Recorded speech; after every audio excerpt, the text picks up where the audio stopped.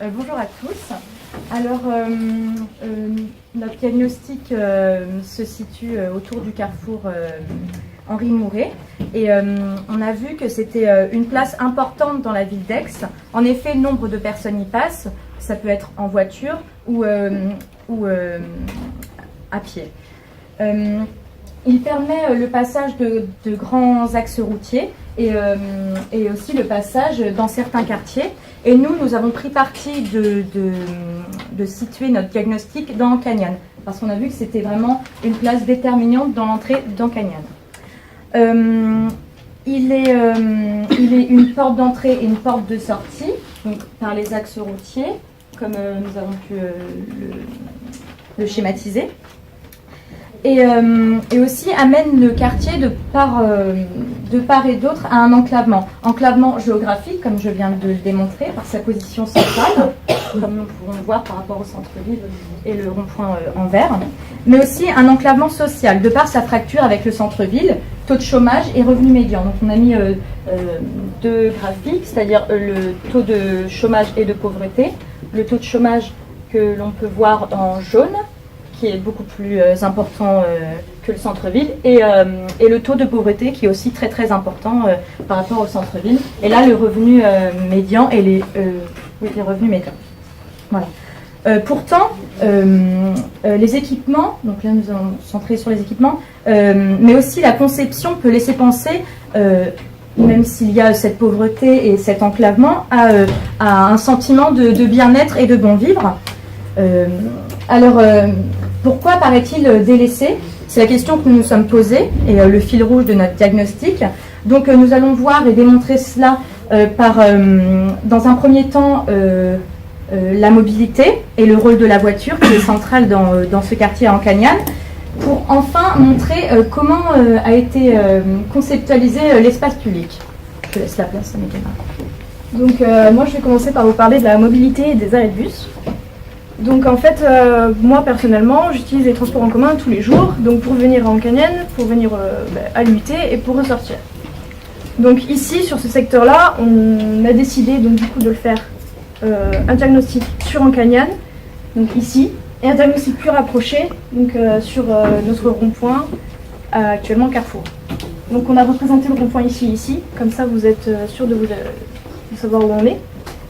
Donc on a remarqué que notre zone de transition au niveau des lignes de bus et de cars se font surtout au niveau du nord ainsi que sur l'est. Après on a vu qu'il y avait juste deux lignes qui traversaient Ancagnan. Donc c'était la ligne 9 ainsi que la ligne 5. Donc la ligne 9 va ils font de Saint-Mitre à Magnan ainsi que celle du centre commercial des Milles au Club Hippique.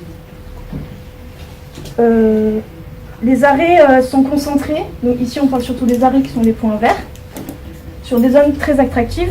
Donc par exemple ici, donc on a le centre commercial, on a aussi surtout les écoles, comme par exemple on a donc un arrêt au-dessus de l'UT, un arrêt un peu en dessous.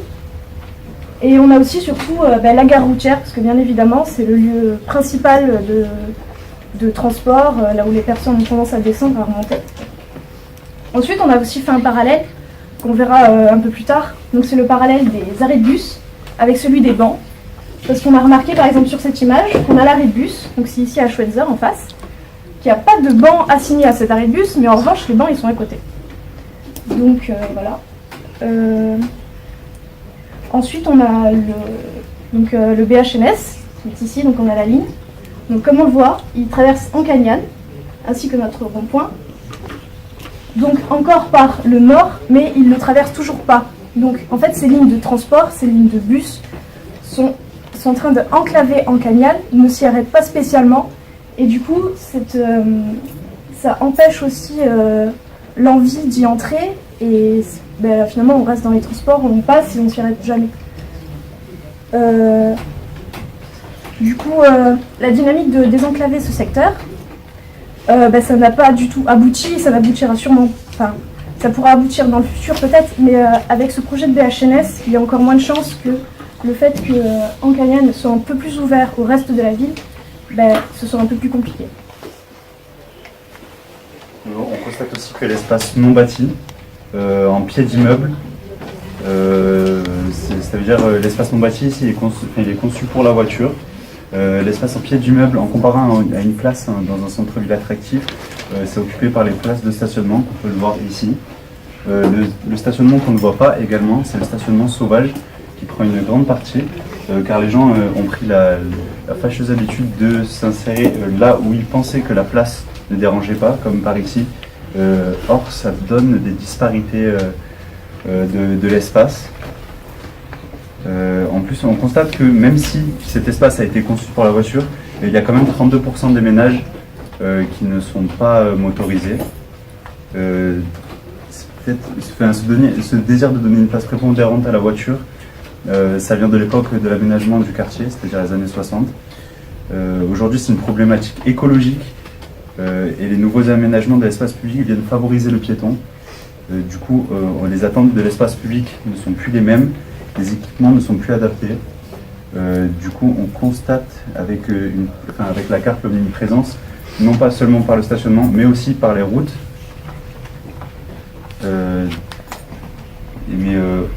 Du coup, on constate également qu'au niveau de la fréquentation piétonne, l'espace se vide car il est déjà occupé par la voiture. Les zones de fréquentation, donc, on peut les comparer à celles des bancs. On peut faire le parallèle avec celles des bancs. Les bancs qui sont peu fréquentés, car souvent on peut dire qu'ils sont un peu cachés ou bien trop proches de la route, ce qui à notre sens est très désagréable, car la route est ici relativement fréquentée. Et étant donné la place de l'espace dans la voiture d'un quartier, il n'y a pas de... ce qu'on peut constater, c'est que la fréquentation se fait beaucoup au nord du quartier, avec notamment sa place Romet de Villeneuve, qui attire beaucoup d'activités. On constate que les fréquentations se font en fonction de l'utilité du lieu. Ça veut dire s'il y a un commerce, s'il y a un établissement scolaire comme ici ou l'école juste en bas, il y aura plus de fréquentation, une fréquentation plutôt moyenne. Mais on constate quand même que la place Romet de Villeneuve, elle attire elle attire la quasi-totalité de l'activité, parce que c'est là qu'il y a le marché, comme on sait, ce qui va attirer des gens d'ailleurs, parce que c'est un événement ponctuel. La grande surface, les politiques de la ville, la maison des assos, etc. Et puis on a l'impression qu'en sortant de cette place, le quartier se trouve un peu vide en comparaison, et cela dépend aussi de l'heure à laquelle on constate, que ce soit la nuit, on peut constater, parce que j'ai pu passer ici la nuit et j'ai constaté qu'en fait, à part des personnes qui se déplacent, il n'y a pas de personnes qui restent dans le quartier, mais les heures de pointe, il y a des heures d'affluence dans le quartier.